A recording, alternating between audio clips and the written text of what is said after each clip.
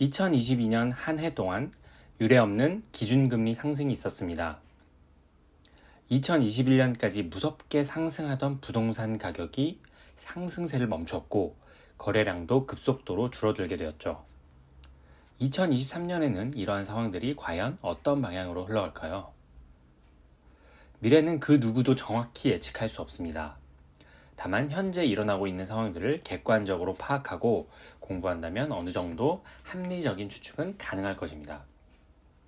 2023년 2월 현재 1주택자 및 다주택자 분들 중 변동금리로 대출을 받으신 분들은 급격한 금리 부담으로 인해 재무적인 부담이 많아지고 있을 것으로 생각됩니다. 그렇다면 이러한 상황에서 우리는 어떻게 해야 할까요? 1주택자, 다주택 투자자, 무주택 실소유자 등 각각 처한 상황에 따른 올바른 대처가 필요할 것입니다. 현재의 상황을 파악하고 적재적소에 올바른 대처를 한다면 추후 더 큰 피해로부터 여러분의 재산을 안전하게 지킬 수 있을 것입니다. 그럼 지금부터 2023년 대한민국 부동산 시장의 전망을 예측해 볼 수 있는 현재 상황들을 파악해 보도록 하겠습니다. 첫 번째로 2023년 현재 대한민국 최고의 입지를 자랑하는 강남권의 전세 시장이 심상치 않습니다. 2022년 미국 연준의 기준금리 인상으로 촉발된 고금리 상황이 지속되면서 변동금리로 전세 대출을 받았던 강남권 세입자들에게 아주 큰 타격을 주게 되었죠. 금리 부담이 거의 2배가 되면서 기존 세입자들이 낮은 전세가로 이사를 가거나 월세로 전환하는 현상이 늘어나기 시작했습니다. 그러면서 전세가가 점점 떨어지기 시작했죠. 강남 서초 송파구를 대표하는 아파트 단지들의 전세가 추이를 보시면 작년 8월부터 급격하게 떨어지고 있는 것을 확인할 수 있습니다. 이렇게 떨어진 전세가로 인해 갭으로 매수를 했던 집주인 입장에서는 전세 만기가 돌아오면서 오히려 전세금을 갚아줘야 하는 상황이 발생하죠. 갭으로 매수를 했던 집주인들에게 떨어진 전세가를 갚을 능력이 있을까요? 일부 현금 유동성이 풍부한 집주인들은 상관없겠지만 그렇지 못한 집주인들이 아마 대부분일 것입니다.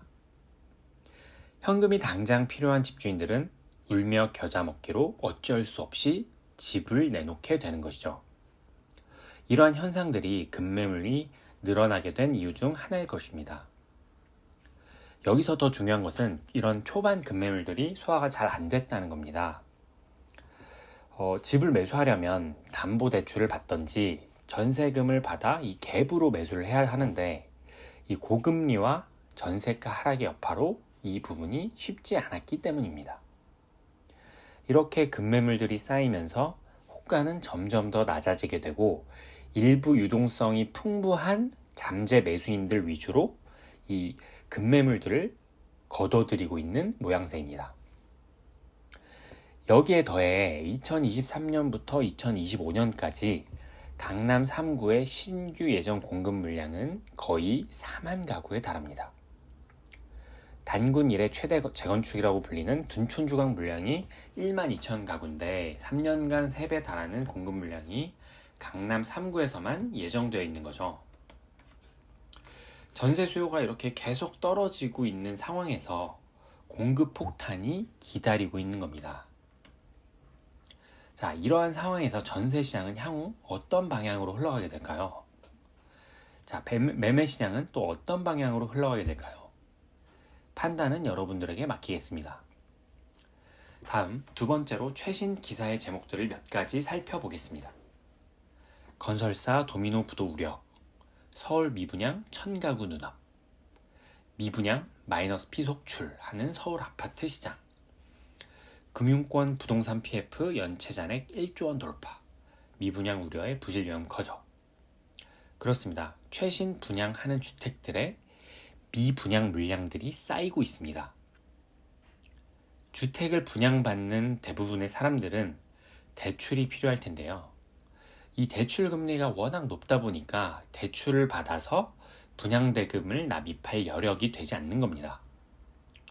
이렇게 미분양이 쌓이다 보니 공사비를 빌려줬던 금융권부터 공사 대금을 받지 못하는 건설사까지 파급력이 미치고 있는 것입니다. 이러한 현상들은 비단 중소기업에게만 국한되지 않고 대형 금융사 및 대형 건설사에게까지 영향이 미치고 있는 것으로 파악됩니다. 정부는 연일 부동산 규제 완화 대책을 내놓고 시장을 지속적으로 모니터링하고 있다고 보도자료를 내고 있습니다.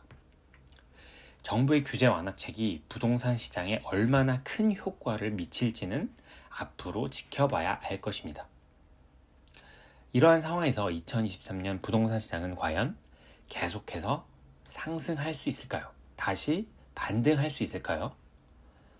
마찬가지로 판단은 여러분들에게 맡기겠습니다. 그렇다면 이러한 시기에 우리는 각자의 처한 상황에 따라 최선의 판단이 무엇일지 심사숙고해 볼 필요가 있습니다. 이자 부담 여력이 있는지, 내가 정책금융 대상에 해당되는지, 아니면 급매를 해서라도 하루빨리 매도를 하는 게 나은지, 정부의 추가 규제 완화까지 조금 더 기다려 볼 것인지, 이 모든 것들을 각자의 처한 상황에 따라 종합적으로 고려해야 할 것입니다. 지금까지 2023년 부동산 시장의 현재를 대략적으로 살펴보았습니다. 이 영상을 여기까지 보신 분들이라면 부동산 시장에 지속적인 관심을 가지고 계신 분들일 것이라 생각합니다. 꾸준한 공부를 통한 올바른 대처만이 자기 재산을 지키고 나아가 부자가 되게 만들 것입니다. 앞으로 시장의 변화에 지속적인 관심을 가지면서 모두 행복한 부자가 되시기를 바랍니다. 다음에 더 좋은 컨텐츠로 찾아뵙도록 하겠습니다. 감사합니다.